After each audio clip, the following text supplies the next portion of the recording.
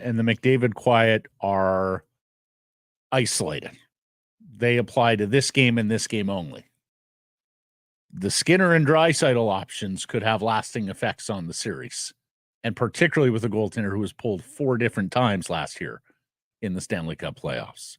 So that they got to Skinner, that they got to him in the manner they did, because those 2 or 3 goals there that weren't very good, I voted Stuart Skinner.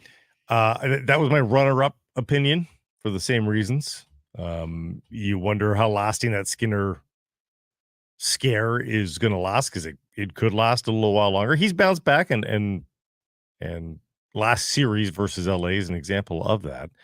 But the comeback win while isolated, while you're never going to rely on that again, and you probably won't be able to get that again in this series, maybe ever. You sure, Blake? Because we've seen some stuff here. We have seen some stuff through 7 games. But you have to take it. You only need 4 wins. If one of them comes via a 3-goal comeback, by all means, you take that. So that gets my vote. And here's the thing. Skinner bounced back against the LA Kings. Mm-hmm. It's the LA Kings. The passive 1-3-1, not a lot of offensive output. A team they had beaten the Stanley Cup playoffs the 2 previous years. Barely allowed to have offense. This is a different animal than the LA Kings. You haven't beaten these guys. Which brings us to our top story. Another comeback win and the formula for how this series needs to go. The Vancouver Canucks staged an incredible 3-goal comeback. This is all brought to you by Mr. Lube. A outstanding 3-goal comeback in this game. They win it 5-4. They do so on a night where Connor McDavid is held not off the score sheet, because he gets a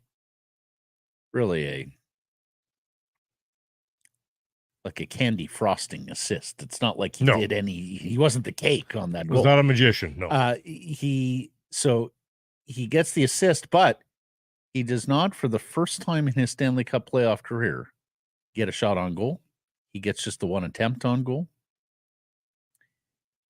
Skinner, as mentioned, the Canucks got to him, and Draisaitl looked like he was playing through pain the entire night.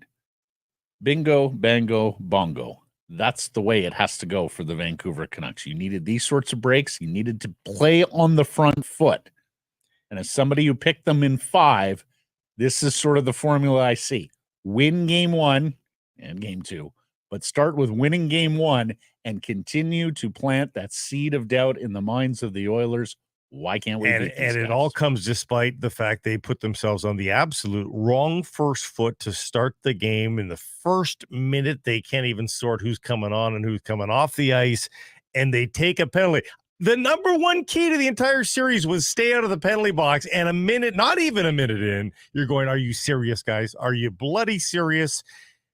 And they get burned by it. And so you're thinking, wow, it's going to be that kind of night. It's going to be that kind of series, is it?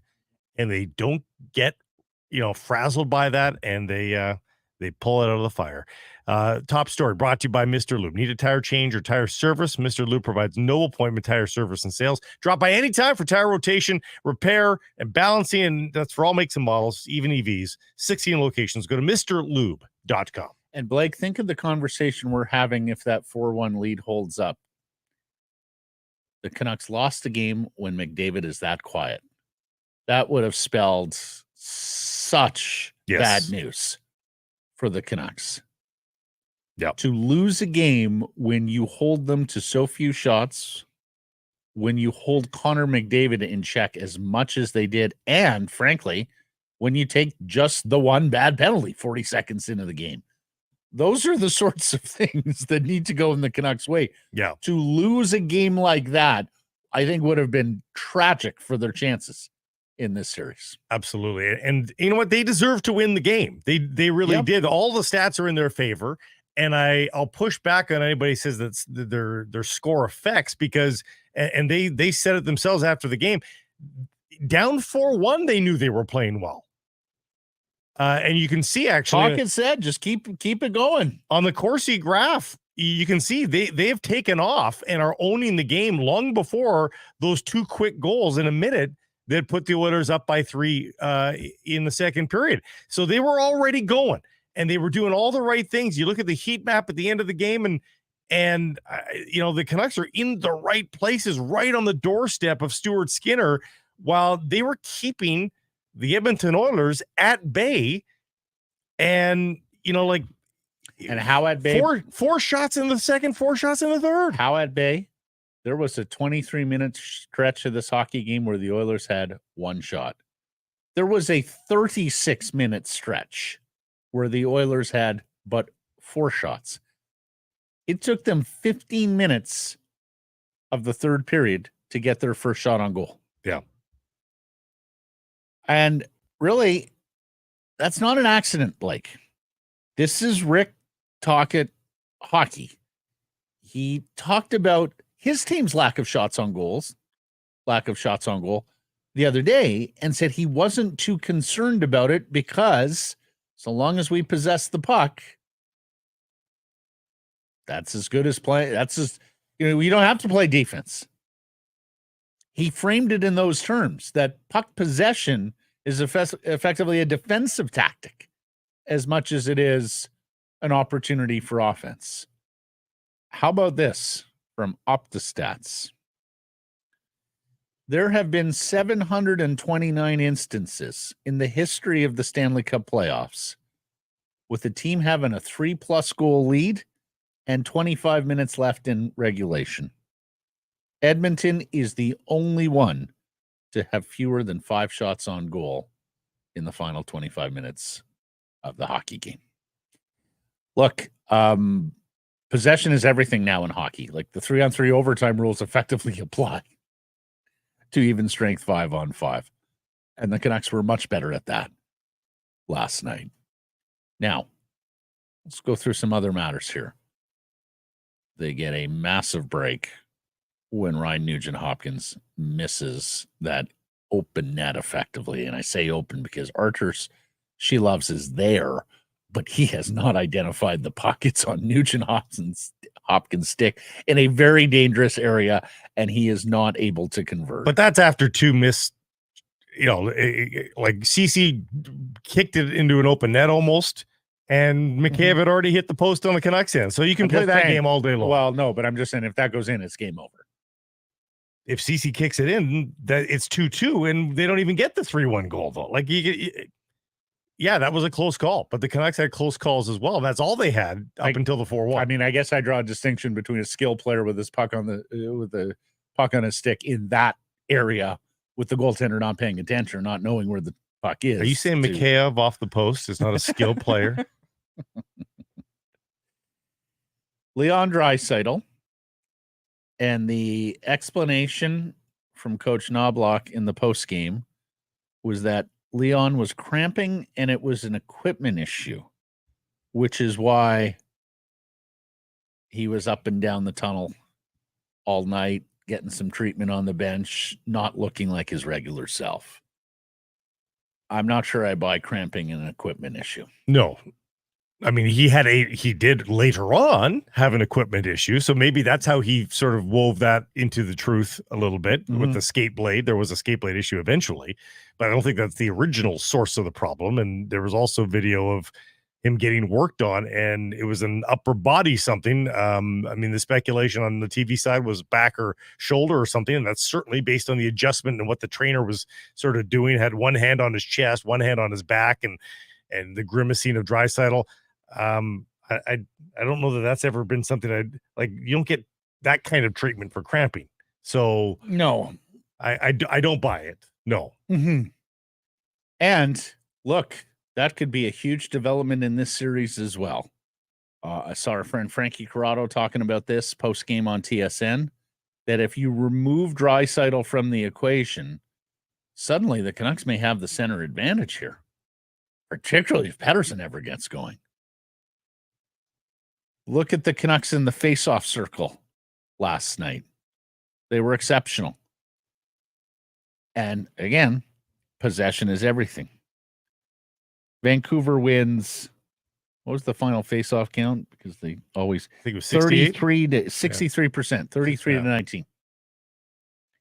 Also, no Draisaitl. Canucks are winning more pucks at center ice. So we'll see his status for game 2. But if you're talking about a Leon Draisaitl who either can't go or is going to go and be limited, that is something else that I think fuels Vancouver's chances of victory and of the upset. Well, his strength, his upper body strength, his size is such a key attribute to what makes him so formidable. Yes. Like, he can still be parked down in his office on the power play, and that's probably not going to change with a moderate injury. But everything else that he does, and you think Nikita Zadorov's done giving him cross checks, little mini cross checks? I don't think he's done. Him, Susie, and Myers, every time they see him in front of them, they're going to be physical with Leon Draisaitl to make sure it's very uncomfortable for him. Skinner, on the other hand, acknowledged that he wants the Conor Garland goal back. And, well, he had a interesting way of viewing the game, and also a most interesting comment with regards to the head-to-head. Here's the Oilers goalie, Stuart Skinner. I thought we definitely gave them this one, but I think we know that it's going to be a long series. It's that's how playoffs is. You got to win 4 in order to keep it going. So they're up 1 right now, and we know that we can beat these guys. I mean, obviously they beat us 5 games in a row this season, or this year, I guess you should say. But I think that gives us a lot of fire for ourselves just to try to come back and get back in the series right away here. And you want to criticize him and say, did you watch the game? Like, you gave it to, but hey, you're up 4-1 with less than half the game to go, and you only get eight shots the rest of the way. Not even really from that point on. It's 5 shots, I think. I mean, yeah, from his perspective, I could see how he's saying we gave them the game. Yeah, you're up 4-1. I think that was more a commentary on up 4-1 more so than the actual game flow. Right. And the way the game was played and who deserved to win. Yeah. Also, how about we know we can beat these guys, and then references the record. That was in his back pocket, and he came up pretty easily, didn't it? Hey, Stuart Skinner meets Stuart Smalley. Daily affirmations. You're good enough. You're smart enough. Gosh darn it, people like you, Stuart. This was part of the game plan for the Canucks to win this series. Just not here. Make a 25-year-old goaltender worried about himself. Right. Who had 4 yankings in last year's postseason. So it's going right according to plan for the Vancouver Canucks. Not to say that they won the goaltending duel. I mean, they've got their own goaltending questions. But they knew they had goaltending questions. They're playing their third stringer, for heaven's sakes. So like, they're not kidding themselves in that regard. The Oilers are hoping upon all hopes that Stuart Skinner is their starter of the future, and he has yet to prove past the first round. He played pretty well versus the Kings, granted. But again, that was a pretty toothless LA team. What's it look like against a team that was top half of the league in offense? That final Edmonton flurry where the puck somehow gets through Silovs and towards Connor McDavid. And I don't necessarily blame him, because you don't expect a puck to come through a goalie like that. But he's not ready for it. He kind of symbolic of his quiet night for El Capitan. El Capitan. To me, that's the one thing the Canucks coaching staff and Ian Clark have to figure out is the down low play. To me, that was the most dangerous place for the Oilers, despite the fact they scored a goal from distance and all that. I mean, those chances are going to happen. The one thing that the Canucks did not look comfortable defending at all is the down low play. So I would say they're probably at the whiteboard right now finding out what they want to do with that. Yeah, several goals from distance. And look, the Edmonton Oilers have to sit here and think about, we not only lost the game where we were up 4-1, we not only lost the game when Connor McDavid was quiet, we lost a game when we got goals from Matthias Ekholm and Cody Ceci. Yeah, that's not going to happen a lot. I mean, like, if somebody was to go to Coach Knobloch before the series and say, McDavid's going to have a super quiet game, but guess what? On the same night, you're going to have two defensive defensemen score goals. I think Knobloch would say, perfect. That's when we would need those sorts of goals, those rare goals that you don't ever expect. And again, both from distance. Speaking of Knobloch, I mean, it would be like the Canucks getting goals from Tyler Myers and Ian Cole in the same game and losing. No, but you got to take advantage. Those guys aren't scoring very often. So huge opportunity lost for the visitors at Rogers Arena. Speaking of Knobloch, we have praised funny tale of two coaches last night. Rick Tocchet, the normally statuesque and stoic Rick Tocchet, couldn't help but get swept up in everything that you at home got swept up in. For the first time, he broke character and was jubilant at the end of the game, high-fiving fans as he walked off, and pretty much apologized for it afterwards. Said, "No, I'm not proud of the way that I acted there." He's usually Stephen Colbert from the Colbert Report. Now he's Stephen Colbert from the. Here's the quote: "I don't know. It's usually not me. I don't even know if I cheered when Lindy scored that overtime goal in Nashville. I just like the demeanor of the guys. I don't know. I just let it out. Yeah. I just like the way these guys came back resilient. It's okay, coach. You're human. It's game one, I actually don't like seeing me do that, to be honest with you. I really don't. Not game one." He laughed at himself. On the flip side, Knobloch, almost called him Chuck, Chris Knobloch. That guy looks like he is scared shitless every second. I know it's just his resting face. I'm not dragging him in any way, shape, or form. He's done a very good job. But after watching the cement stoic Tocchet and then he just looks so damn worried about anything. Like when Skinner takes the penalty for the what do we call it? The trapezoid. Oh my, like you could tell he was like wanted to argue the call, but he knew that it was a legit call, and he just looked scared. And to me, I mean, like in the playoffs, it's a real asset having Tocchet be that strong behind the bench and put forth that message to your players. I think maybe they're used to Knobloch, but not being a guy that's examined with a fine tooth comb the Oilers until you see the Canucks and Oilers in a playoff series. That to me was a little bit odd. Yeah. Did we show the video, Grady? Sorry. Of Coach Tocchet? We can show you. Do you want to see it now? Courtesy of the Canucks. Right. Yes. The celebration of Rick Tocchet.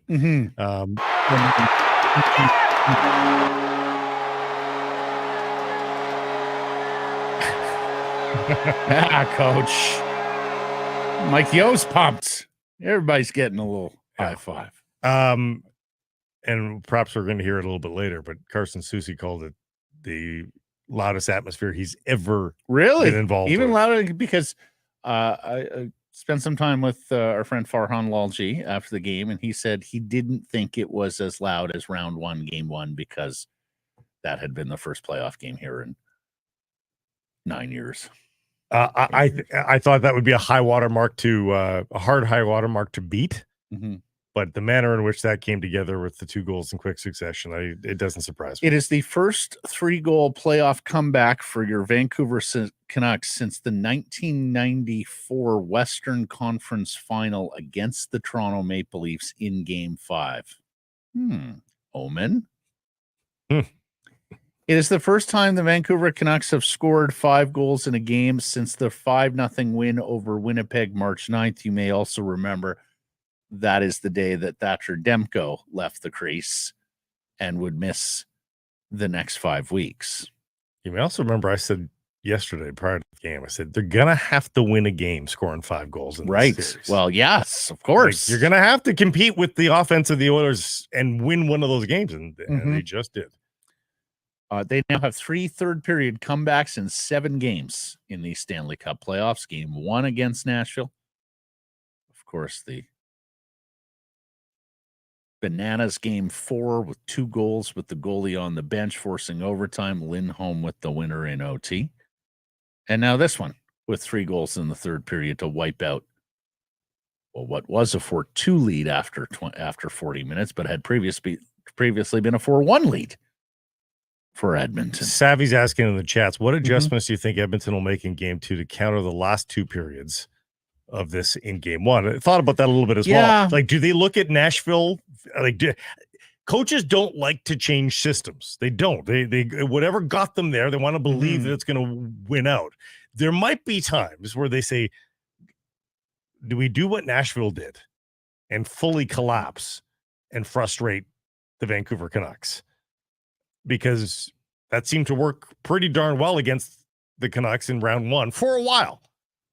Now the Canucks also found a way to persevere through that as well. But I think ultimately the answer is it's going to be small adjustments rather than fully systemic adjustments, because coaches just are so reticent to do that. We've seen Tocchet already in these playoffs. Doesn't want to even change like a winger. You know, he's been reticent to change any of the lineup combinations, much less systems. So I would assume that Knoblauch is similar. More on that in a second. Honestly, I think for Edmonton, it's as simple as 97 has to touch the puck more, play with more pace, put more shots on goal. Yeah.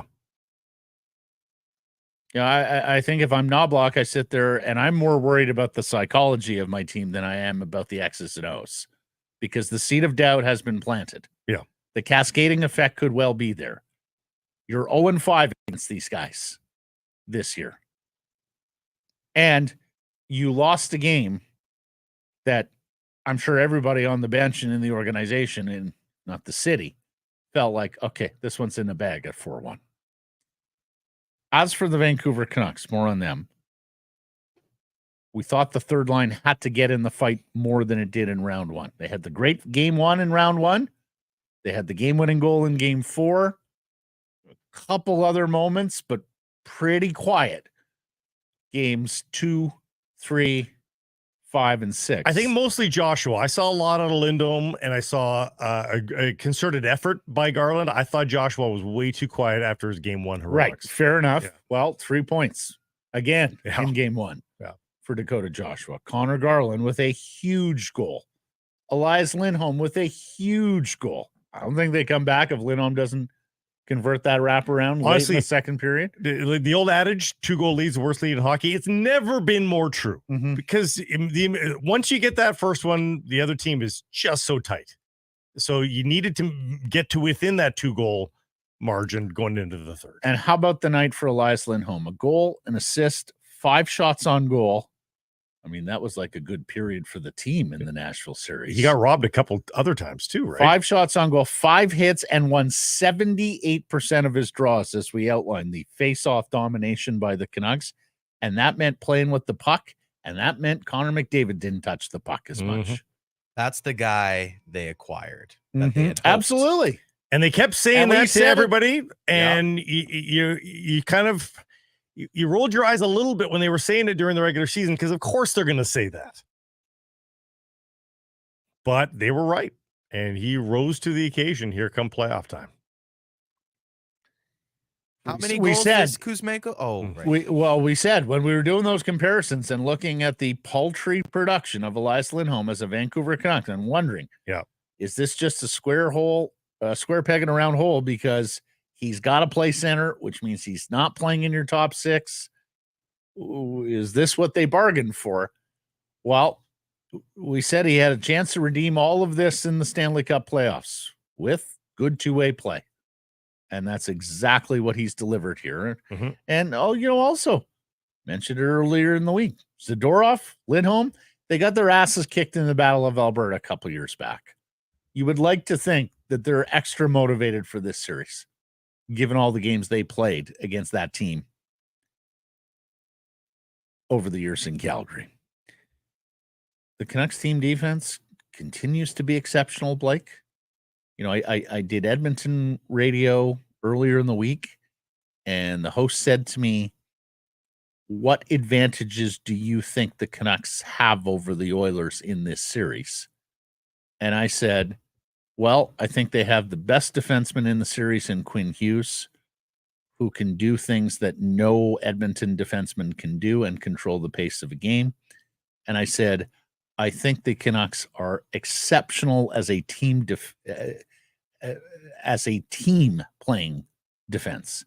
not just as a blue line, not just as a goaltender, but as a 5-man, 5-skater unit, playing the game defensively, positionally in front of the goaltender, understanding the do's and don'ts, and making sure that you're making correct decisions or on the right side of the puck. A little bit of that waned last night on some of the Oiler goals. Yep, a little bit, but it's a great offensive team, But so I expect exactly. to see some cracks. But this was one of the ingredients that the Canucks needed if there was going to be a recipe for success. And Great collective defense, everybody involved, and we saw that again last night. second half of the season, we saw signs of this, and we saw all the stats supporting it all, so it happened.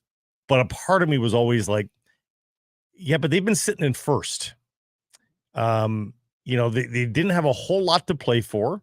The teams that they were facing, they didn't play in a lot of big games with big stakes in the second half of the season. So part of me was like, yeah, but defending in these games is a lot different than defending, really good teams in the playoffs. So I wanted to see it, and I still need to see more, obviously. But yeah, you're right. I mean, they are looking like a defensive team, and I can't believe that we're saying that based on the way this team used to defend. Mm-hmm. But it's a secret power. And that has been the transformation under this head coach. That has been the gift that he has given to Canucks fans, is a team that is now way more responsible than it was under several coaches previous to him. And while production of goals went down in the second half, they still are a skilled team. They're a skilled enough team. They're skilled enough. And they bailed the young goaltender out last night. As he bailed them out in Nashville, that was not a great performance from Arturs Silovs. And you figure you get a game like that from your goaltender, you're probably going to lose. Mm-hmm. Not so fast. Didn't take penalties, as we mentioned, after the too many men. So a lot of contributors. And here's the head coach who felt like he didn't have any passengers in game one. Sometimes we're not pretty. Sometimes things happen, but I just feel like it's a real close group, and this is when you need a close group, in these situations. I thought everybody did something that contribute. I don't think we had any passengers tonight. Nope. Don't think so, Coach. Now, question for you. Probably won't happen because you wind up winning the game. Ian Cole gets a assist, and actually the analytics are pretty kind to Ian Cole. But Noah Juulsen was out for warm-up prior to game one and was taking rushes as part of a pair. Do you think there's any chance we see Juulsen in game two? Or do you think there's a chance we see Juulsen in game three if Cole continues to struggle? Providing that everyone's healthy. Like, is Juulsen there? Was he there for editorial reasons, or was he there because somebody's banged up? Well, he took the rushes as though he was one of the 6 defensemen playing. That suggests to me that either there was a late call or maybe you're right. There's something with Cole. Let's assume for now that everybody's reasonable health. I give Cole a bounce back game because Cole is the guy that was given the speeches in the Nashville series of, you've got to want to win this game. His leadership out there, his maturity out there, his win however you can win mentality. You want to believe that he'll be sorted for game number 2. So I give him a bounce back opportunity, but it was not pretty. I mean, loud mistakes. Another question for you. So I think we can all agree that was the poorest of the 4 games for Silovs. Do you consider a spot start to rest him, given he's not necessarily accustomed to playing this kind of workload, let alone against these quality of teams? Is there any part of you that makes a goaltender change, not out of performance, but out of load management? Hurricanes making a goaltending change, by the way, in their series. So, Kochetkov going to go in first game. Swayman played 6 in a row, right? Had never done that before and got his doors blown off by the Panthers. They had been doing the goaltender. So they'll probably make a goaltending change. It's not crazy. I am almost expecting DeSmith to make the start. Right. I'm almost expecting that. You are. I'm not. Yeah. But I do wonder if it's something they've got to consider. And for me, if you're picking a spot for DeSmith, it's probably in Edmonton. The Does he danger, have 2 wins in there this year. the He danger won the first one. of DeSmith. Yeah, 2 wins. 2 wins in Edmonton. Yeah, so he's got some good mojo there. Mhm. The danger of DeSmith going in is, if they lose that game, it looks like it's because of DeSmith to some degree, no matter what the score is. Versus if it's the guy that won, then it's just it's a reasonable if you change want to of play him pace. in game 2, it's because you have the series lead. I think that's the rationale, right? Series lead. Silovs coming off his worst game of the playoffs. Get him the rest. No, but then you don't get a change of pace if you lose game 2. If you lose game 2, Shilovs' run is over. That's fine. Then you can change the pace in game 3. Fair. If DeSmith drops into game 2 and loses, there's no more change of pace. Now you're going back to the kid who didn't look good in game 1. Right. So that would be the advantage of going. But yeah, I'll be very curious. Yep. Folks, we are aware of the online anonymous allegation against Oilers assistant coach Paul Coffey. I saw it on our timelines this morning. I checked with some fans I know that sit in that area behind the visitors bench. I'm told there was absolutely a heckler.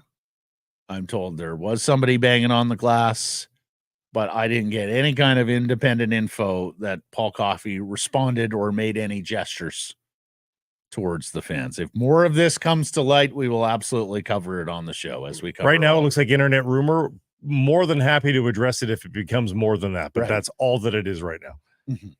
Speaking of coaches, Sheldon Keefe is out in Toronto. That is now 19 coaching changes in the National Hockey League out of 32 clubs since the end of last year. And here's the other thing. Jim Hiller is still an interim coach in LA.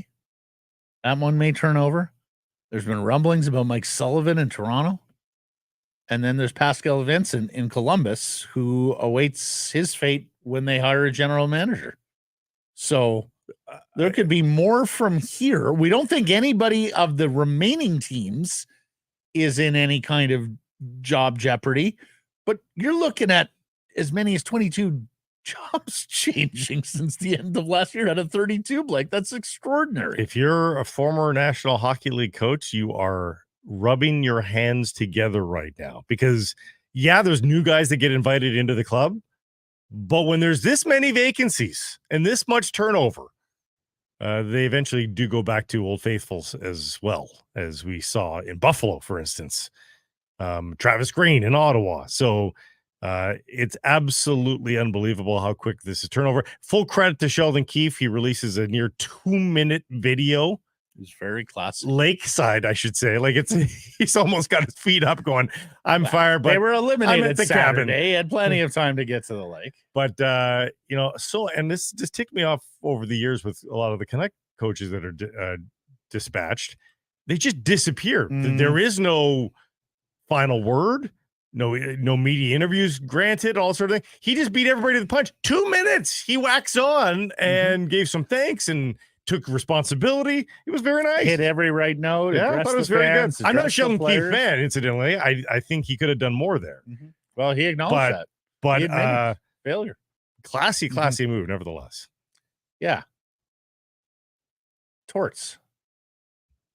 Just ghosted us, man. AB did too. Torts, we were supposed to go for that burger and beer. I baby dragoned Elaine Vigneault for all those years. Right. And then he ghosted you. Yeah. Although when he got to the Rangers, he was more than happy to. He did eventually come around, but it took years. Playoffs are here, and we have an army for the first time. Nation Gear, ready to gear you up for Vancouver's playoff run. You rep your favorite team with the exclusive We Have an Army playoff tee and more at nationgear.ca.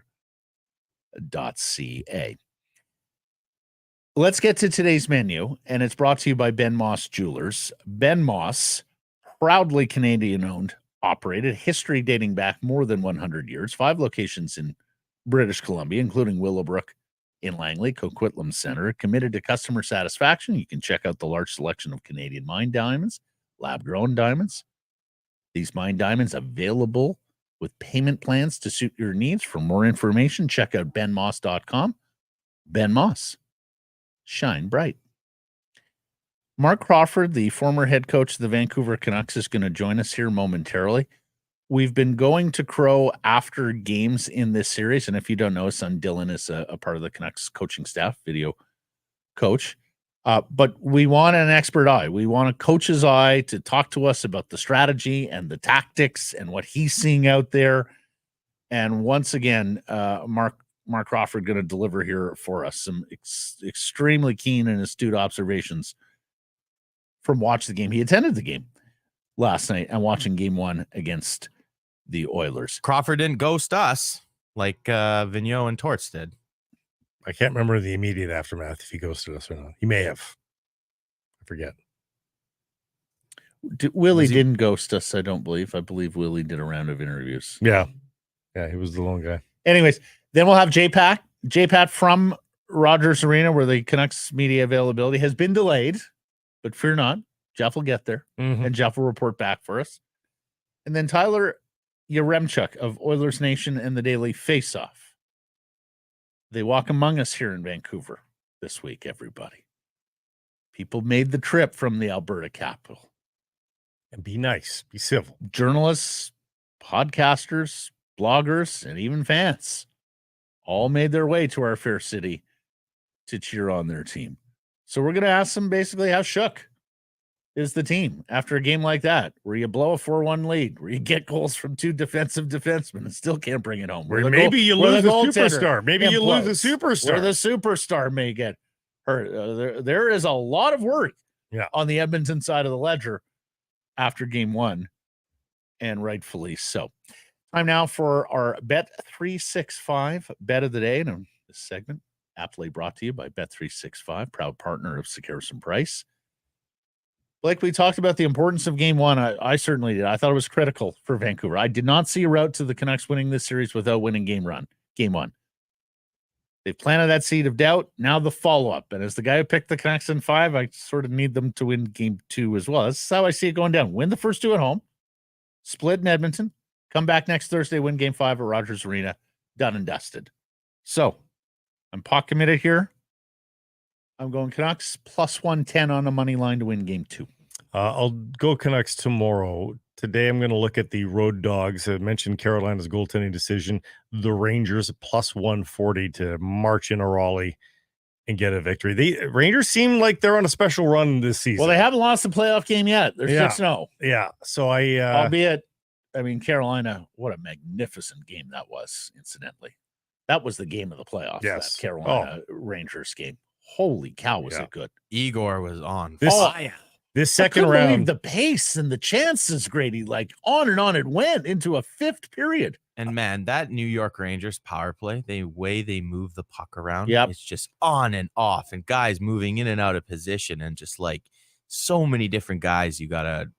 That was Zabana. Did Anderson stop Zabana? Was it 2 or 3 breakaways? I mean, it was just ridiculous stuff. The Panthers Bruins score last night was lopsided. Still had some spice to it at the very least, but this second round I think is better than the first round. We never say that, right? Never say that. Tuesday was extraordinary, both games, and last night the Canucks and Oilers, like they led the Pat McAfee show today.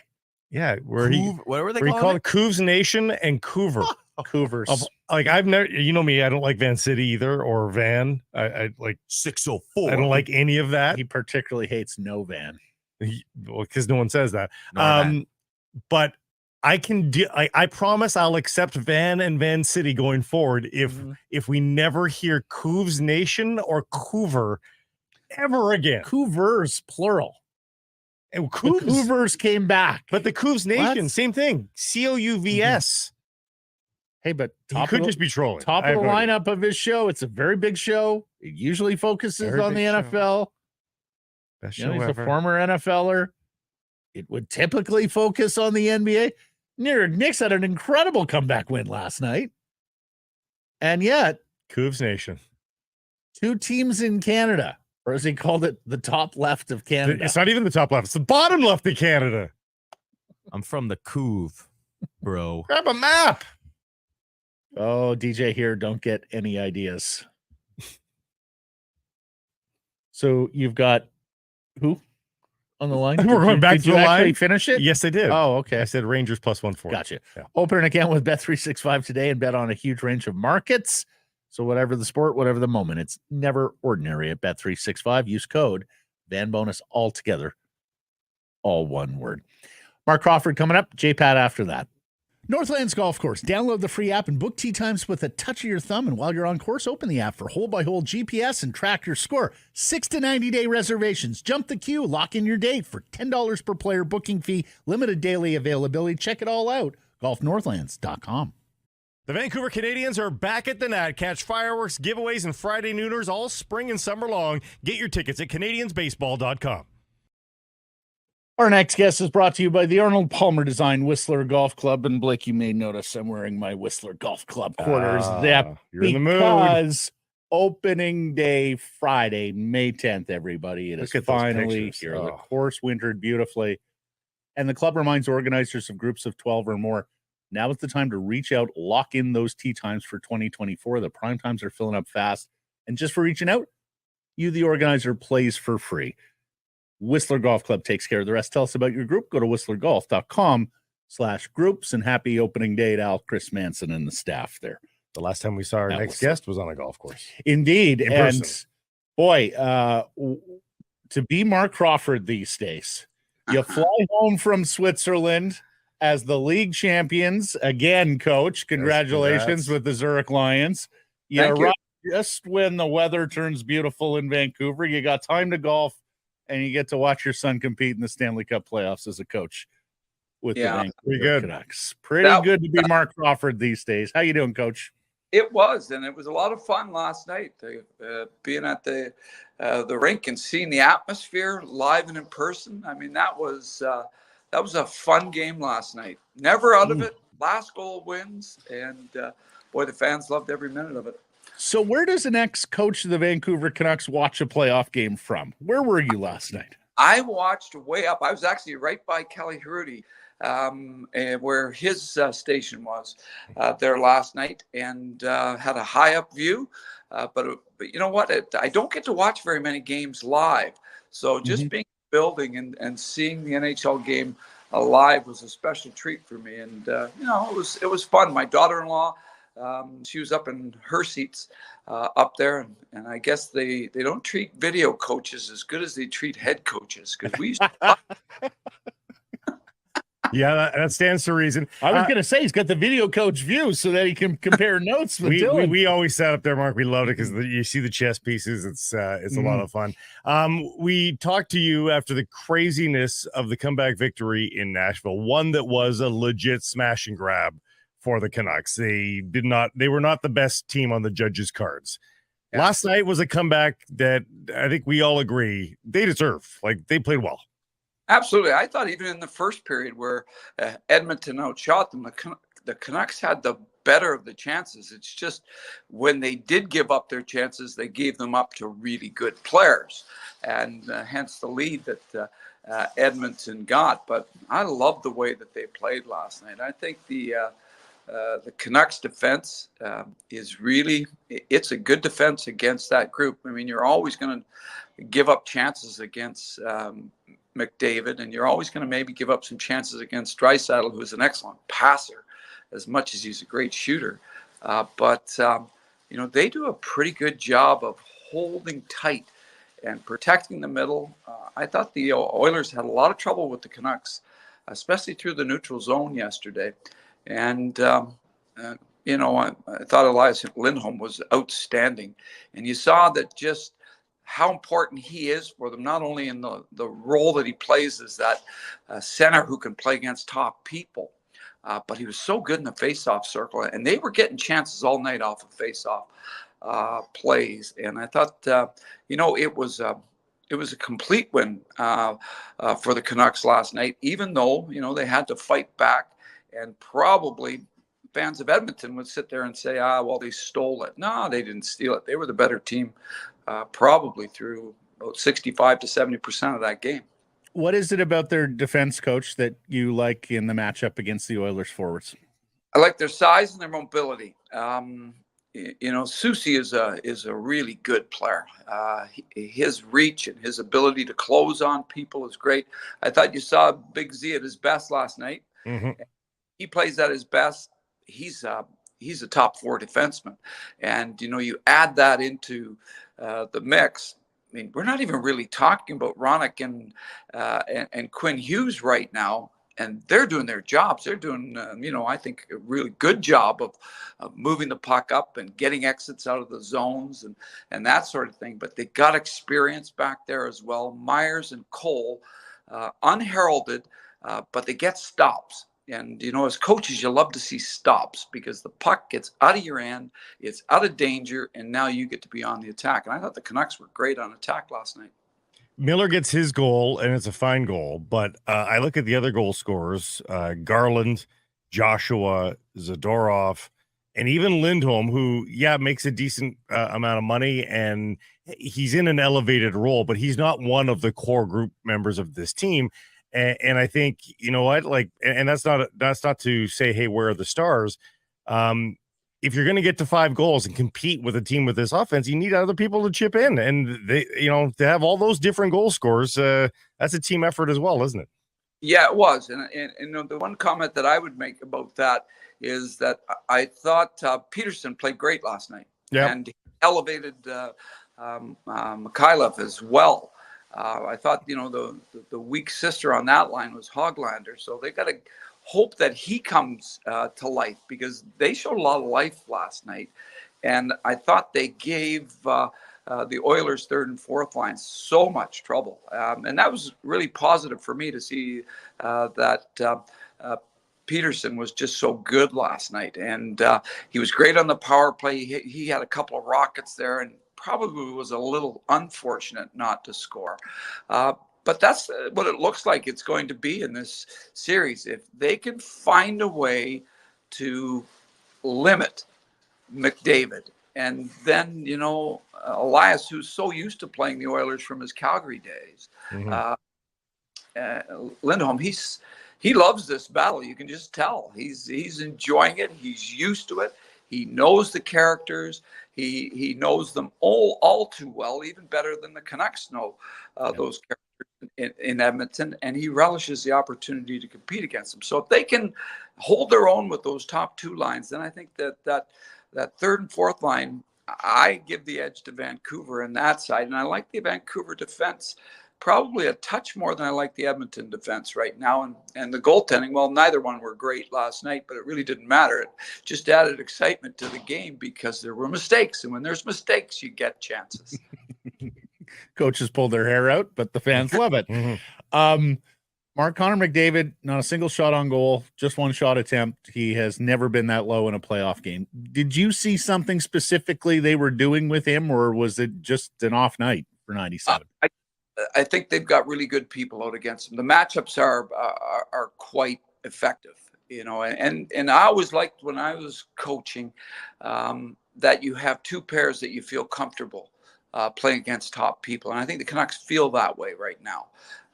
Even when they end up with Quinn Hughes and Roenick out there, they were mixing it up a little bit last night. You'd see Roenick out there with Big Z because I think Adam probably felt that Big Z had a little bit of something going, so he knew he could double him up on a couple of opportunities. But I love the game from Soucy and Myers last night. I thought they just cover so much.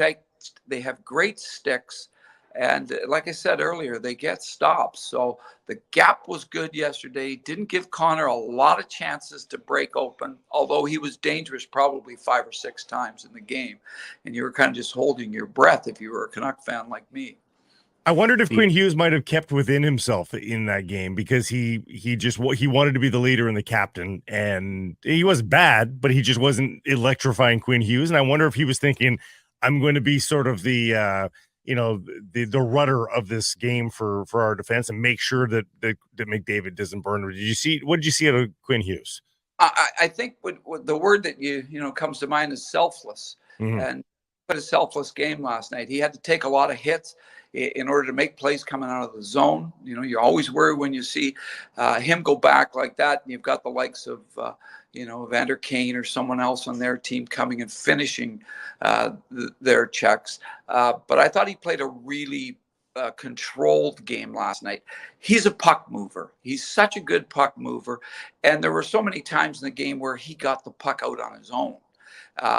And I mean, that's a skill. I mean, when you keep the stats, there's the pass outs, there's the flip outs, there's the chip outs, and then there's the getting the puck out on your own. And those are the ones that are great, because very rarely do you see turnovers when guys are getting through and out of the zone on their own. I thought he played a strong game for them last night. It's a demanding game in these playoffs because you see so many hits. And when you're a defenseman, like Quinn Hughes or like Ronick, those guys carry the puck so much that they're exposing themselves to getting hit. So it's a dangerous game that they're playing at times, but they're doing it so effectively. And one little nuance I liked about their breakout too, Gro, was when the Oilers would go against the wall, knowing that the Canucks were trying to break out. Canucks just knew that moment of when, and it was from Unlikely Canada's. Mikheyev had a great one when to peel the puck off the wall and take a little bit of a risk of that little 2-meter pass to a teammate just off the wall, in your own zone, kind of near the net, and it can be a risky play. But if the wall is cluttered with Oilers, eventually you have to try to go inside.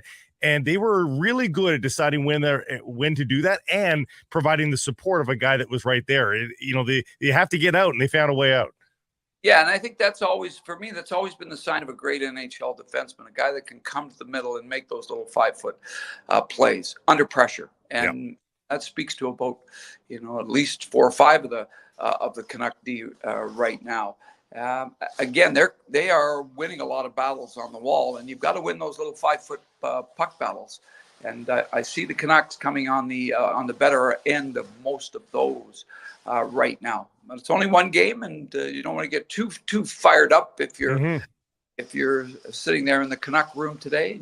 There's a lot of work to go, but I sense a real sense of purpose with the Canucks right now, and I think they're getting more and more buy-in, and that's always nice to see. Coach, Blake, myself, and tens of thousands, maybe hundreds of thousands, maybe even millions of Canucks fans at 4-1 with Arturs Silovs, we're wondering, okay, his clock struck midnight here, and do you go out and get him in that spot, or do you make the change in the second intermission? What did you make of the coaching staff's call to leave the kid in there and let him play it out? That's actually brilliant. Obviously the proof is in the pudding. He didn't have much work from that point on. So I think real kudos have to go to the Canucks defensive structure. I thought, there wasn't a lot of outnumbering chances. There wasn't a lot of poor play in the defensive zone. Like, their structure was really good last night, and he didn't have a lot of work from that point. I thought obviously the wraparound goal that Lindholm got at the end of the period was huge, and gave them a little bit of life going into the third. And I kind of was sitting out with my daughter-in-law last night, and I said, if they can score by the 10-minute mark, then they're going to be fine. And then they scored that, and it just seemed like there was so much life in the building.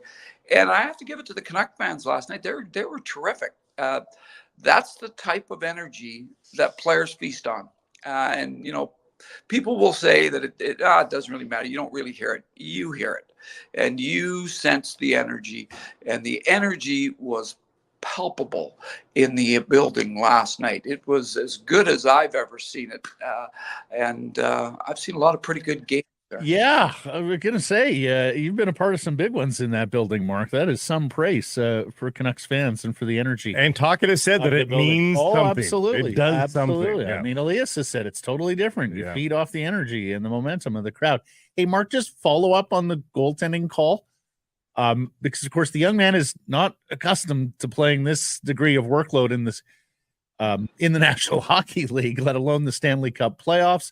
We've seen more recently here in the last several years two goaltenders in the Stanley Cup playoffs. We've seen what Boston has done here, and it looks like Swayman and the workload may have finally caught up to him, not used to playing that many in a row. I'd just like your take on where the sort of strategy and coaching thinking is going with regards to multiple goaltenders in the playoffs. Well, I think, again, if they had their druthers, I used to love that. Tom Watt used to always say that, my old coach. He said, if I had my druthers, I wonder what brothers were. But anyways, if I had the choice, I'd probably love to be able to have Demko. I mean, that's almost a no-brainer. But I like the Silovs. He doesn't shy away from the pressure. Obviously, that experience he had in the World Championship last year for Latvia, where he was MVP of the World Championship, that has really been a good motivating factor for him, and it's been a great experience. His play in the American League has been a great experience, and he just looks like he's at home and understands how good a defense he's playing in front of. And I think that's important, because let's face it, this isn't a premier goaltending matchup in this series, Skinner against Silovs. But at the same time, who's going to be the best guy? I mean, I like the Canucks' chances because I like this kid. He's playing. People love him. Sometimes it's the destiny. The fact that he wore a funny shirt. I mean, that's God sent stuff that you can just keep building on. So sometimes you just gotta ride the wave, and I'm sure that's probably what's going to go into their decision, especially with the health being limited of the other goalies. God sent that pink paisley shirt to Hugo Boss, knowing a Canuck goaltender is going to buy it for some reason, and one of his charismatic Latvian goalie will use this for good, not evil. Yes, we're seeing signs here with Crawford. That is one great story.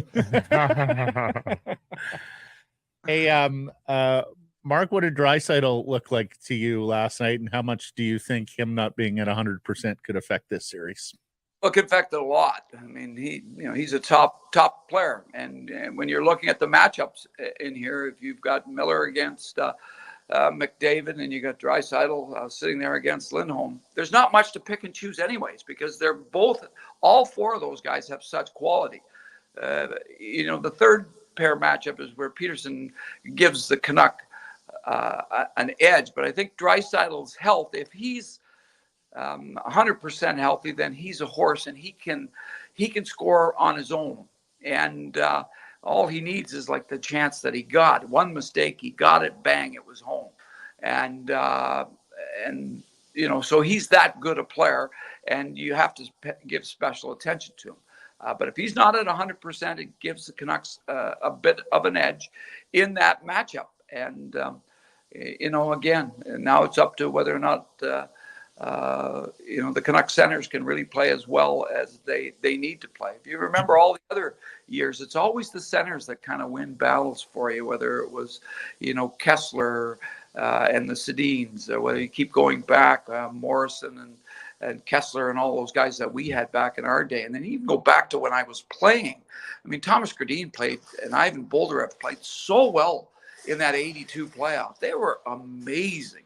And our third line center, Gary Lupel or Jerry Minor, they just rose to the occasion. And I see that happening here with this Canuck group. Teddy Bluger and, Lafferty and those guys, they're all rising to the occasion, even if it's just for a few shifts. They're all doing their jobs, and there's a nice bit of chemistry with those Canucks right now. Do you remember the feeling of your trainer whispering in your Forsberg will not be coming back out to the game, or Naslund is done for the night? Do you remember that pit in your stomach when you heard that news? Yeah, I just had it there about 2 weeks ago. We were did you? End of the first period, we lost Dennis Malgin, who was our number one center, and the doctor came to me. He says he can't go. And I kind of looked at him and said, "Oh well, okay. What are we going to have next?" But we found a way, and good teams always do. They find a way, and it becomes bigger than them. Guys just don't want to lose, and that's the type of attitude that you've got to have if you're going to be successful in the Stanley Cup playoffs. Mark, last question for me. I thought Tocchet gave a really interesting answer on the eve of this series when he was asked about the low shots on goal totals for the Canucks and the Predators. series, and he said something along the lines of, I'm okay with that. I'd rather guys just hang on and possess the puck than shoot one wide. And he went on to explain that puck possession, even if it means few shots, is like a defensive tactic. He viewed it more through a defensive lens than he viewed it from a, we got to get pucks on net. That's where the offense is going to come from. We're seeing some really low shot totals in these Stanley Cup playoffs. Is this sort of a new mantra that coaches are talking to players about? Hey, rather than take a poor shot, just hold on to the puck and see if we can get a better one somewhere as we pass it around. Yeah, and I think the possession rule is huge. You wear teams out because it's so much more tiring to defend than it is to play offense. Offense is about creativity, keeping your feet moving, protecting the puck, trying to get it into a better position, and trying to find people off the other side. And you can see the Canucks doing that so well. Actually, you see Edmonton doing that really well, to be truthful, as well. So, yes, it is a tactic. The other thing that coaches love to say is if you're taking the shot, remember, as the shooter, you're the guy that's in the best area to respond to where that shot goes. So make sure you put yourself in a position defensively that you recover really well. And I think that's what these playoffs are about too.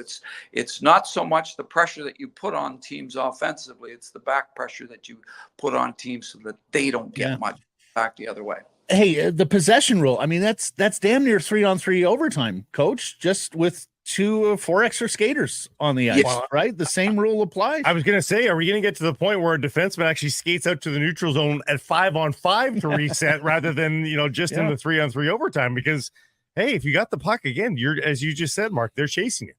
Yeah, and that's not a new tactic. I mean, you go back to the Soviets. The Soviets used to do it so well, and before that, I mean, the Toronto Maple Leafs used to play Kitty Bar the Door. I'm going into hockey history here now. Toronto Maple Leafs and Hap Day used to play Kitty Bar the Door. So they would never they'd always have the 4 guys back. So that was a defensive tactic. But when they got the puck, they were a puck control team that didn't attack unless they had a really good opportunity. So these are not new tactics. I think what's really neat, though, is seeing how everybody spreads out in the offensive zone here in the NHL. It's almost like a 4-corner Dean Smith, North Carolina, possession rule in the offensive zone, and they're very good at it. The Canucks really are. No shot clock in this sport, coach. No, exactly. I look forward to someone taking the puck with 5 minutes left and just bleeding it out like a football drive, running between the tackles. You can see the energy. It's not just because the stakes are high. I think people love to see the breakdown, how you try to break down other teams' defenses, and when the passes get completed, that's pretty good thing of beauty. And I like seeing those things happen, even from a fan perspective. I think it's really cool to see how everybody's trying their tactics. Well, speaking of breaking things down, you've done an amazing job of that with us, Mark. Thank you for the time here today, and we'll call upon you next week after a couple more games are done. Okay, guys. Good luck to the Canucks next game. I'm off to Vegas. I'm going to see the Rolling Stones. I got a date with Mick. There you go. Enjoy it, sir. Hey, everybody. If you're enjoying what you're seeing here, then follow along with Sekeres Price on YouTube. I promise more content coming. The kids call it subscribe on YouTube. Well, how about liking it? Do that as well. Smash it right now. Sekeres Price back at the Nation Network studio. Fantastic conversation with Marc Crawford. Loved his insight on Elias Lindholm's game, on the Canucks defense, their size, mobility, and the matchups they're getting against McDavid. You heard how quick he was to call the decision to leave Silovs in brilliant. It's a coach speaking right there.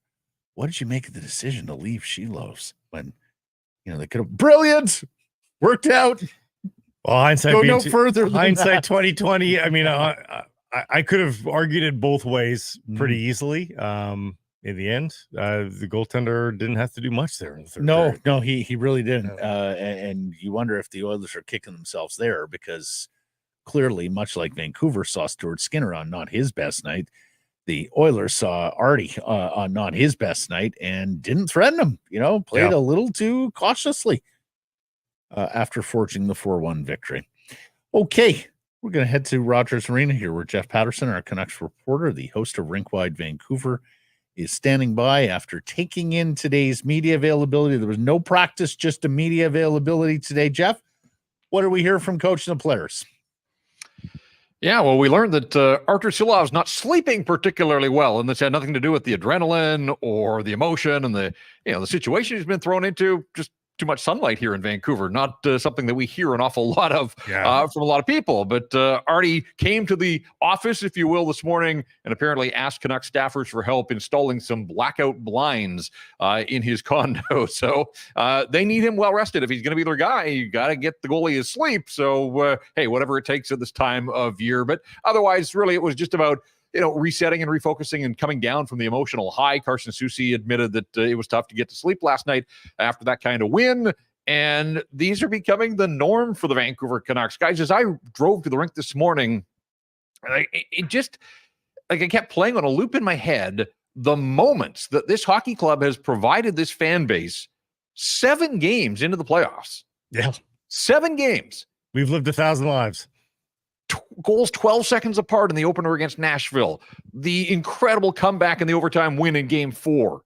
A basically last-minute goal to win the series, the goaltending drama, the pink shirt, and then last night, this market has been so starved for this kind of stuff, and it struck me this is glorious. This is what playoff hockey is all about. You don't expect it in a 7-game compressed schedule. Who knows what the next 7 games might offer up. But even if the Canucks were to lose their next 4 and bow out, they have provided moments and memories for a generation of hockey fans that it's been so dark here for the last decade.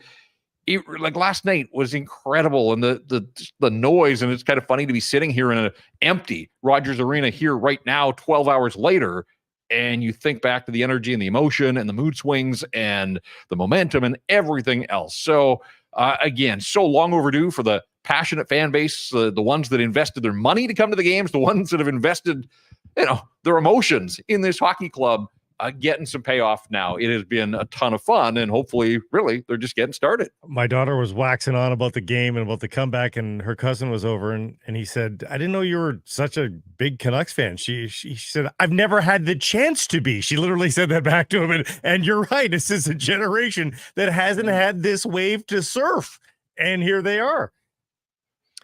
Yeah, I mean, just think about a 10-year-old kid that maybe had a passing interest in the 2011 run.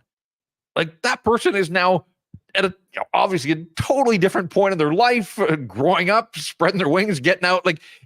It's crazy to think that it's taken this long for this group, and we don't have to relitigate all that's gone on and all that's gone wrong. It's just the here and now. It's the payoff of playoff hockey, and that's why the team plays all season to make the postseason. That's why the fans stick with them, because it's just been an incredible ride. But on top of that, it's already just these moments that they have provided through 7 games. Look, the Leafs played 7 games. I don't think fans in Toronto are glowing about the 7 games they played or the Vegas Golden Knights, but here are the Canucks 7 games in, and look, I think overtime goals are a separate category in the playoffs. So this isn't anywhere close to slay the dragon or Bieksa's stanchion goal or, Bure from Brown. But in terms of regular season or regulation time goals, Boeser's buzzer beater to force overtime, I would put right up there as probably one of the most important and prominent playoff goals that a Canuck has ever scored. And Conor Garland may have outdone him here last night to come all the way back from 4 goals down against the Edmonton Oilers. So just wild stuff. Again, I think these are moments look, this is a franchise that still talks about a coach putting a towel on a stick 40 years later. Quite right, Jeff. And of course, we have at least 4 more, probably many more than that, the way things are going. How important do you think getting Game 1 was for the Canucks and being able to play this series on the front foot? I think it was massive. And as much as really players and coaches on both sides wanted to say that the regular season didn't matter, here's why I think the regular season maybe did matter for the Vancouver Canucks, and that is that they swept the Oilers. Yeah, the 3 games early and then the late one when McDavid didn't play, but they take Game 1 and they do it in such dramatic fashion that the Edmonton Oilers are probably answering questions, last night after the game, again on a day off, maybe on game day as well, about like, what's it going to for you guys to beat the Vancouver Canucks? And Stuart Skinner stood there and faced the cameras and the microphones after the game and said, I know we can beat them. Well, that's fine. You can say it. Talk is cheap. Have you done it yet? No, you haven't. And so for the Canucks, it's about planting the seed of doubt. They've played the underdog card. At least some of them have. And then they rise up and they come all the way back from the 4-1 deficit here last night. So if you're the Edmonton Oilers, like, you are starting to wonder, like, is there something in the water out here? Like, what is it about the matchup? Obviously, they've got all this top-end skill. The Canucks did a masterful job after taking the one early penalty to stay out of the penalty box, so they didn't play into the Oilers' hands that way. But I do think that, any doubt that the Canucks can plant in the Oilers' minds, like, the Canucks are now they have a chance to really put the screws to the Oilers with another win on Friday night. Oh boy. Yeah, that would be something. Yes, the Oilers are going to play harder. And will Connor McDavid be better? I would imagine so. To me, that is one of the huge talking points coming out of game one is just how quiet he was. And credit to the Canucks. They didn't want to divulge. They were asked an awful lot. Carson Soucy met the media, Rick Tocchet. They were asked questions about keeping McDavid in check. And obviously, they're not going to divulge. People watch the game. They've got their systems. They've got their game plan. And so credit to the Canucks. But over the course of a lengthy series, if it is one, McDavid's going to be better than he was in game number one. So that ups the challenge for the Canucks defensively. But yeah, to grab the first one, to do it in a fashion that had to bring back some crushing memories for Oiler Nation, where a goaltender just didn't live up to, hold up his end of the bargain at playoff time. That's been the downfall of this organization for a long, long time. When they've got to the playoffs, it hasn't been that McDavid and Draisaitl haven't performed. It's they haven't been able to get saves. And even though Stuart Skinner finished that last series strong, to give up the goals the way that he did, the Miller goal, the Lindholm goal, and ultimately Conor, Garland. And guys, I was fascinated to hear Skinner after the game last night talk about he thought Garland was going to shoot. Did anybody here in Vancouver think Conor Garland was going to shoot? That's his move. No. The fake slap shot and then, cut hard and try to find the opening. So I'm not sure what kind of scouting report Stuart Skinner had or what kind of scouting job the Oilers did, but to hear him verbalize that after the game, I thought, come on. Like, anybody that's watched Conor Garland knows he's not a shoot first guy. And so I was surprised that apparently was the mindset of Stuart Skinner as Garland bore down on him. You mentioned some of the elements here, so good time to ask you the poll question, Jeff. Best part of game one for the Canucks, the 3-goal comeback W, McDavid being quiet, Skinner being shook, or Draisaitl showing himself not to be 100%? No, I'm going to give the Canucks credit. I think this resilience that they keep talking about, but it's more than just talk, because talk is cheap at this time of the year. It's putting their money where their mouth is, and to do it against Nashville, the way that they come back. Guys, this is their third period comeback, 7 games into the playoffs. Like, you can go an entire playoff season and not see third period comebacks like that. And the Canucks have authored that story now 3 times. So I just think every time you do it, it's positive reinforcement. Look, they're going to trail again at some point in this series. And if they advance, they'll find themselves down in games. But talk about a belief system in staying with their system and their structure. And I do agree with Rick Tocchet and players that talked about it post-game. Like, even at 4-1, they weren't playing poorly. Like, the scoreboard didn't reflect the way the game was being played on the ice here at Rogers Arena. And so I think that played into this idea too, that just keep sticking with it. The Lindholm goal was huge to make it a 2-goal game, get the crowd back into it late in the second period. But obviously they needed the JT Miller goal. And what was interesting to me, guys, was they got the power play. Elias Patterson draws the penalty in the third period. Power play remains a massive issue for the Vancouver Canucks, and it kind of gets masked and pushed to the back burner because they win and they do it at even strength. But they had the power play at 4-3 to tie this game, and they did absolutely nothing with it. And I thought, boy, is that the opportunity gone? And fellas, we're sitting here discussing a 4-1 comeback victory, down 4-1, 4 unanswered goals. And with all due respect to how quiet McDavid was, did anybody think that was possible for the Vancouver Canucks with Quinn Hughes and Elias Patterson being a part of none of it? Yeah. Well, they did almost nothing, those two guys, last night. The depth of the Canucks, and yet still you came back. The depth of the Canucks outshone the depth of the Oilers, who actually got some depth contributions last night as well, and they still didn't win the game. The Canucks goaltending was Well, it was excusable. There was reasons. We talked about this on our post-game pod. There was reasons why Silovs let in a few of those goals, but you'd still hope that one of those goals, at least, he found a way to adjust to the change of direction or the screen or what have you. Have you heard anything that leads you to believe they would go to Casey DeSmith for game number 2? Rick Tocchet was asked point blank, and I think he knew the question was coming, and so he tap danced around it. But he talked again about Silovs' resolve and the fact that he felt in the moment that Silovs had earned the opportunity to stick with it. And, I think back to the game here late in the season where they elected to go with Silovs over Casey DeSmith against Vegas. And remember, he gave up 2 early goals and they were down 2-0. And again, there were some similarities there. Now, that was regular season. This is playoffs, so the stakes go up. But, there was a little bit of a blueprint in that, he wasn't great early. A couple goals got past him. But then he seems to buckle down and yes, he gave up 4, but he didn't give up the 5th, and he didn't blink. The guy at the other end did. So ultimately, it wasn't his finest moment, but he was aided by the fact that the Oilers decided to park the bus and sit back. He was helped by the post. Obviously, he was looking the wrong way when the Nuge hit the post there. Then that would have been lights out, I think. That would have been blackout curtains, if you will, for the Vancouver Canucks. But hey, it's a game of inches. They got a bounce there, and they went back the other way and scored.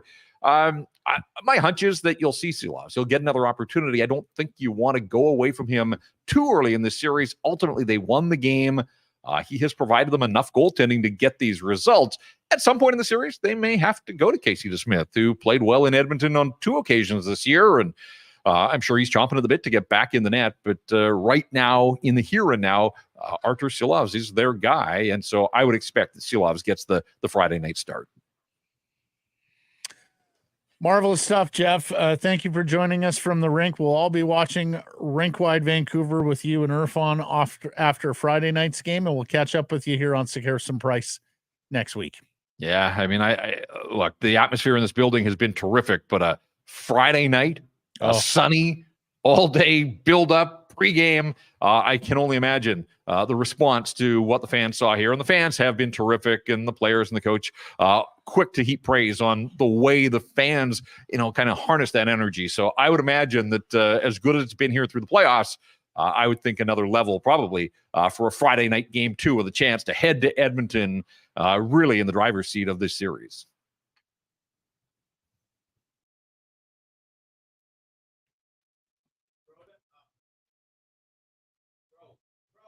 Oh, we'll pass it on now. Yeah, Tyer Yaremchuk from Oilers Nation. He's coming up next. Everybody knows about the overdose crisis, also known as the toxic drug crisis. Well, what's less known is that the stigma around addiction makes it harder to ask for help. And that's got to stop. Addiction is a complex health condition, not a choice. Right, and that means people shouldn't have to face judgment at work or from their loved ones or fear the law. But shame or stigma can cause a person to hide their drug use or use alone. And we don't want that. People shouldn't be afraid to reach out. There are supports available, and it helps to know where to start. The government of BC is partnering with organizations like Sekeres Price to help extend this message throughout our province. If you or someone you know is struggling, you can find supports and services near you at helpstartshere.gov.bc.ca. You can also watch powerful real-life stories of recovery on the Help Starts Here website. Hey, you. No, not you. You. Are you an owner-operator? You have a fleet of trucks or cars? Well, CalPro Plus might be the dedicated tire program just for you. Free program includes exclusive deals and savings, price match guarantee, flexible financing, and preferred pricing on everything you drive. Also, you get a dedicated member support line. That means that you can get questions answered. Also, they'll source and recommend the right tire for you, your application, and your budget. Cal Tire's network of 260 plus stores are here to help so you can focus on the road ahead. Sign up for free at calproplus.com.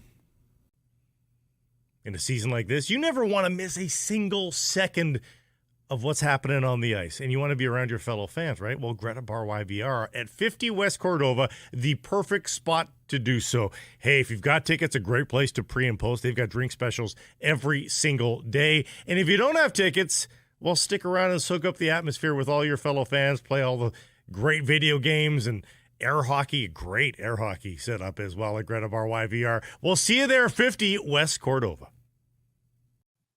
Sekeres Price from Wall Center presentation, Applewood Auto Group. You can text us 778-402-9680. It's the Great Clips text message inbox, and we've been telling you since the start of the playoffs, the Daily Faceoff Playoff Parlay Challenge. Each game day, answer 4 questions, pick the winning team, guess if points will be over under, predict the first goal, and choose the highest scoring period. Daily winner snag gift cards, the champs of each round pocket straight cash. Games.dailyfaceoff.com. Speaking of Daily Faceoff. Right.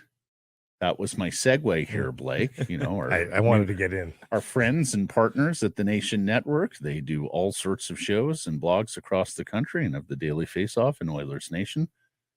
In studio, he's here in Vancouver covering the series, doing his show. It's a pleasure to welcome Tyer Yaremchuk to the program. It's Sekeres Price debut. Mm-hmm. Yes, Got to earn that is. free coffee I got from upstairs. There Right. you go. Happy to hop You're on. welcome. Mm-hmm. So, how'd you enjoy the game? Well, I sit in the stands and I wear an Oilers jersey. I do not hide that. Some yappy Canucks fans, but nothing too wild. It's going to be a spicy series. That's what you want, a one anthem playoff series. It's good to have a little banter back and forth. It was spicy, but I loved it. Did you think it was game over at 2-buzz or 4-1? I kind of, yeah, because I was thinking that this is an Oilers team that had finally learned all their lessons of the past. Like, how many times when you talk about whether it's the Avalanche or even the Lightning, 5-6 years ago now, where it's like, okay, they learned their tough lessons with all their playoff exits. And it was like, I like to think Edmonton learned all those lessons.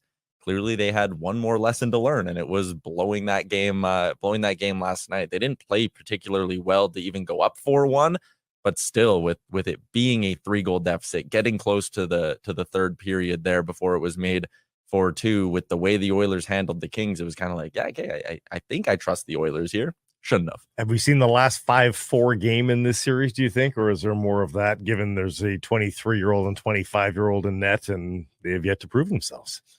I think we got a couple more high-scoring games in us in this series. And that's not even to say Stuart Skinner won't bounce back or Silovs won't bounce back. I think, obviously, they're both good young goalies. And Skinner, in the series against LA, to his credit, he had a real stinker in game 2, and he bounced back and was nails in games 3 and 4, only giving up the 1 goal on the road in LA. So I think Skinner has a bounce back in him, but when I say we're going to have more high scoring games, it's more a comment on the players in front of the goalies. I think there's just too much high powered offense on these two rosters for us to have 4 or 5 more games that are all going to be 2-1 or 3-2. We were saying, coming from that Pred series, there just seems to be acres of space out there. You know, the Preds just all collapsed in front of their own net, and you wondered, it was like parking the bus in soccer. Like, you just wondered, how are they supposed to get it?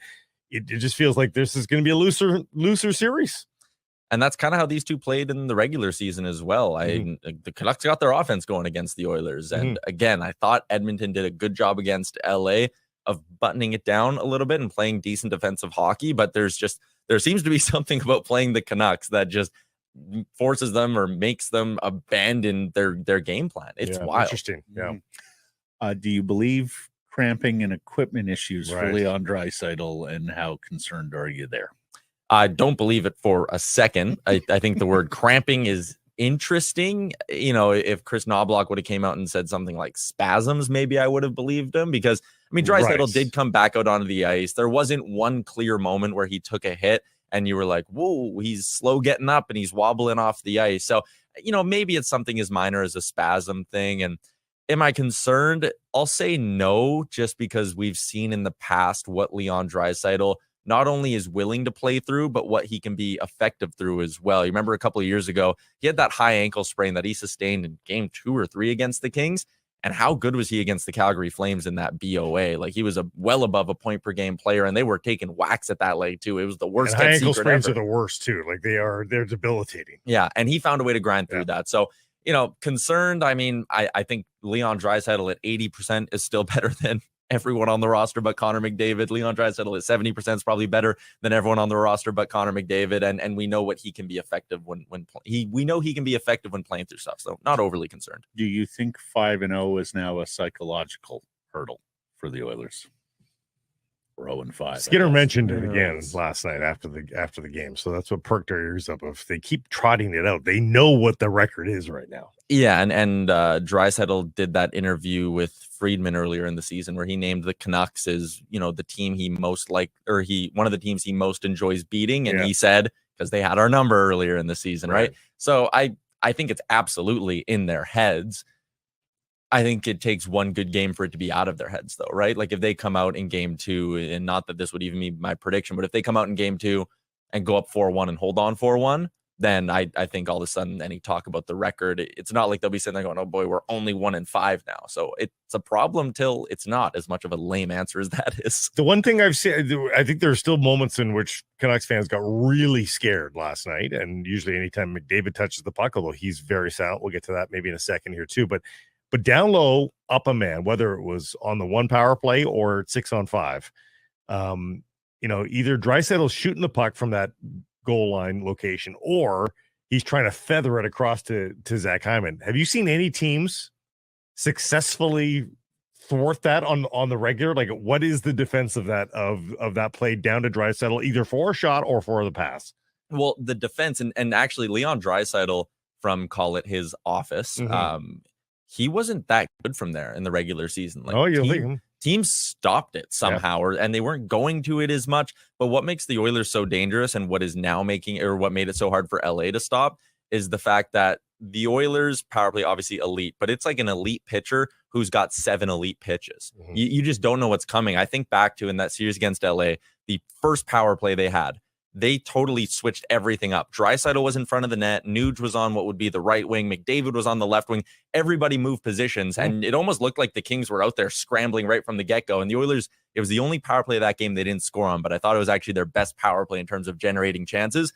And from that point on, they started putting Draisaitl back in his office sometimes, and then boom, he was open. Then they'd move him away from there for the next power play. And just the fact that they're so creative right now, it's opening up that lane again, because it's not like you can just sit down in a 30-minute film session and go, this is what the Oilers are doing to make them successful. It's that pass to Draisaitl. It's not like the OV one-timer back in the day where if you gave him that option for half a second, they'd hurt you with that option and only that option. The Oilers just have so many other avenues to beat you that you can't afford to just throw a guy on Draisaitl and keep him there for the whole power play, because McDavid and Hyman will kill you with their backdoor player. They'll start feeding Evan Bouchard, who's developed into an elite power play producer. So there's just too many options to zero in on one to stop it. And that's the problem teams have. And I'll say this, and Blake and I are getting reconnected here because it's been 4 years for the Canucks in the postseason, and it's been 8 years for the Canucks in the postseason with games here in the city. But you just think of the margins in series. I mean, the Oilers are this close to winning a hockey game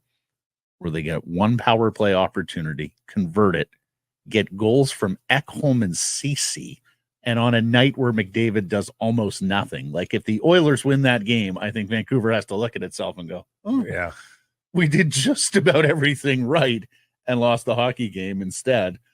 Edmonton has to soul search here a little bit. Yeah, it would have been a night where Edmonton wins with their C+B- game kind of thing, because there are so many nights where the power play carries them, McDavid carries them. First time in his playoff career, he's been held without a shot on net, which is wild. And again, the Oilers got 1 power play in that game. It was a too many men penalty 40 seconds in. And I do think, and I don't want this to come off as like homerish or whatever, but officiating is going to dictate the outcome of this series very, very heavily. We talked about it earlier in the week that if you're the Canucks, you want a series where the 2 guys with orange armbands let you play. Like, if they're quick on whistles and we're seeing power plays aplenty, I think that's advantage Edmonton. Like, there was even a play 2 or 3 minutes in where McDavid was trying to get up the ice, and I think it was Miller, might have been someone else, was just grabbed onto him. And McDavid's like trying to swim through this check. And I mean, McDavid and Steve Kazari have a bit of an interesting history together. What's this? Pray tell. So there was a moment, it was earlier on in McDavid's career, I want to say 2016, 2017. He scored a goal that got disallowed, and then he went and scored a goal in the shootout. And as McDavid was skating past Kazari, he went and said, look upstairs. look upstairs and point it up. And Kazari gave McDavid the only 10-minute misconduct he's ever had. Whoa. And he went through it and gave him the misconduct once the game was done. Like, kind of went out of his way. And ever since then, if you look at the numbers when Kazari refs the Oilers, I know Scouting the Refs, I believe, has done this. The power plays are greatly down, and they're a little tilted in the other team's favor. So as soon as I saw Kazari was reffing last night, Oilers fans on Twitter were doing this. They were like, here we go. Yep. Here we go. Maybe the league will even it up and send Kelly Sutherland. He's the Canucks script tonight. And the show continues even in this sport, apparently, with Kazari. So, again, to see the one power play last night wasn't overly surprising. And in the series against LA, right, like there were nights where there was like 12 total power plays, and the Oilers scored 3 power play goals. And it's like, well, you're basically, if it's going to be a game like that, you're basically conceding that you're spotting the Oilers a goal or two. I saw the moment you're talking about, by the way, and that was a total game management non-call, and that we just gave them kind of an easy penalty on the too many man. We're not going to put them back on in the 4th minute of the game, especially when they're that good, and it'll be 2-0. Then what? You're going to have Rick Tocchet in your ear the whole game, being like, you gave him this one, you gave him this one. So it was total game management. Game management and NHL officials. So you've done your show, right? Like, do you have like a free day in Vancouver now on a sunny? I wish. So I did the DFO rundown with Saravalli and Gregor earlier this morning already. So I haven't posted that yet. I haven't had time, but I'll edit that up. They did a ton on the coaching searches around the NHL, what jobs are most desirable. Did DFO Live with Frank, where we dug into that. And then I got Oilers Nation every day at 11. And then I got a fun little podcast we do called the Real Life Podcast. That'll be 1 o'clock. So a couple more pods for me today. Damn, you're busy. Through. Yeah. Well, I'll tell you what. Get to a beach. I know. It looks so nice outside. Okay. You've arrived like exactly when the weather is turned. It's going into the 20s today. Take advantage of all Vancouver's splendor. I'd like to park my behind at a brewery at some point. There you go.